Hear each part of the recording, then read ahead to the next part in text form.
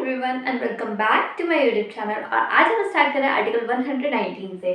ठीक है, 122 तक हमारा इंडिया का पार्लियामेंट है और उसके बाद फिर नया टॉपिक स्टार्ट होगा। तो आज हम 119, 120, 121 एंड 122 कंप्लीट करके आज पार्लियामेंट पूरा कंप्लीट कर देंगे। And thank you for watching मी। और सबसे पहले हम बात करते हैं आर्टिकल 119 की। ठीक है, तो इसमें क्या दिया गया है? आर्टिकल 119 स्टेट्स क्या the power of parliament to make laws. हमारे पार्लियामेंट के पास पावर है लॉ बनाने के लिए। किस चीज पे? On the financial matters. किसके फाइनेंशियल मैटर्स? फाइनेंशियल मैटर्स पे बना दी, पर किसके फाइनेंशियल मैटर्स है? जो भी फाइनेंशियल मैटर्स, चाहे लोकसभा के हो या फिर राज्यसभा के, हमारी पार्लियामेंट को इंडियन कॉन्स्टिट्यूशन ने पावर दे रखी है कि वो इसके ऊपर अपने लॉज बना सकती है। ठीक है, तो कैसे कैसे लॉज बनते हैं, क्या प्रोसीजर रहता है, किस किस चीज पे, किस किस एस्पेक्ट तक क्या क्राइटेरिया रहता है, वो सारा हम इसमें पढ़ते हैं। ठीक है, तो सबसे पहला पॉइंट आता है parliament can regulate laws for timely completion of financial business. अगर कोई भी फाइनेंशियल बिजनेस है जिसमें डिले होता जा रहा है कंटिन्यूसली, तो उसके टाइमली कंप्लीशन के लिए, उस फाइनेंशियल बिजनेस के टाइमली कंप्लीशन के लिए पार्लियामेंट कैन रेगुलेट लॉज। और चाहे वो फाइनेंशियल बिजनेस लोकसभा का हो चाहे वो राज्यसभा का हो, पार्लियामेंट इस चीज के ऊपर उसके टाइमली कंप्लीशन के लिए लॉज बना सकती है। इसके बाद सेकंड पॉइंट में क्या बात आती है? To regulate procedure and the conduct of business.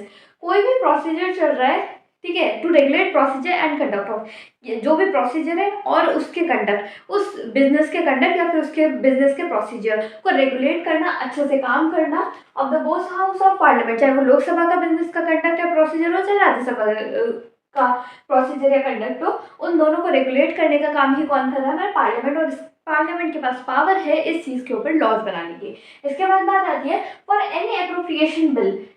किसी भी एप्रोप्रिएशन बिल, हमने पहले पढ़ा था एप्रोप्रिएशन बिल क्या होता है। ठीक है, जो भी सारे ग्रांट्स वगैरह जाते हैं फाइनेंशियल स्टेटमेंट के लिए वो।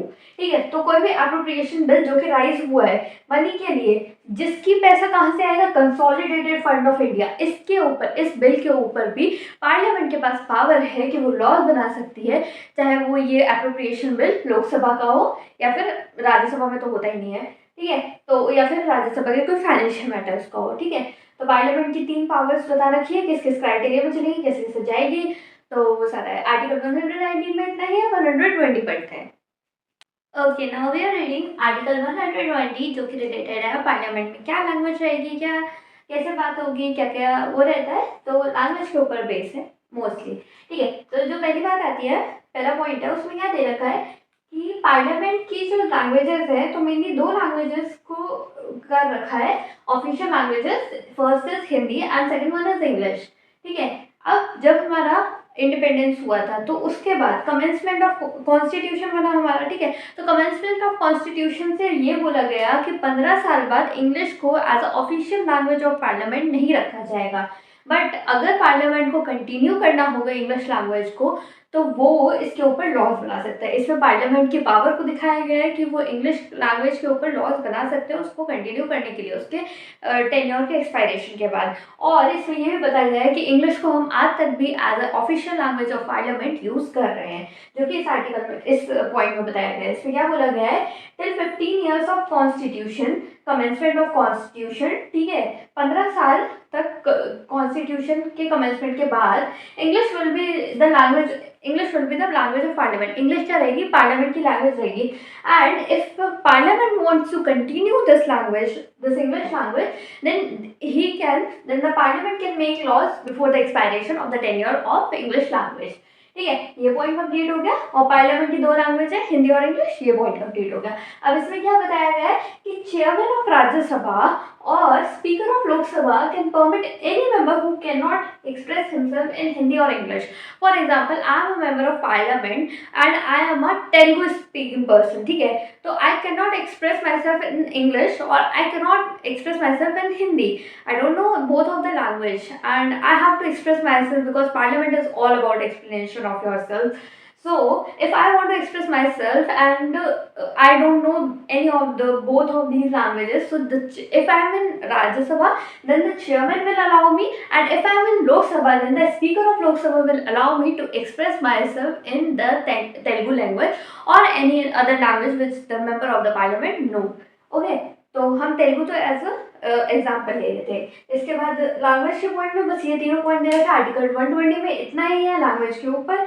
अब हम आर्टिकल 121 देखते हैं। Okay, now we are reading article 121 of Indian constitution, जिसमें बताया गया है कि हम पार्लियामेंट को रेस्ट्रिक्ट करें। इंडियन कॉन्स्टिट्यूशन पार्लियामेंट को रेस्ट्रिक्ट कर रहा है। अब किस चीज़ पे कर रहा है, किस चीज़ के लिए कर रहा है? एक तो डिस्कशन के लिए, कि पार्लियामेंट को रेस्ट्रिक्शन है डिस्कशन पे, पर किस चीज़ का डिस्कशन के लिए वो हम पढ़ते हैं आर्टिकल 121 में।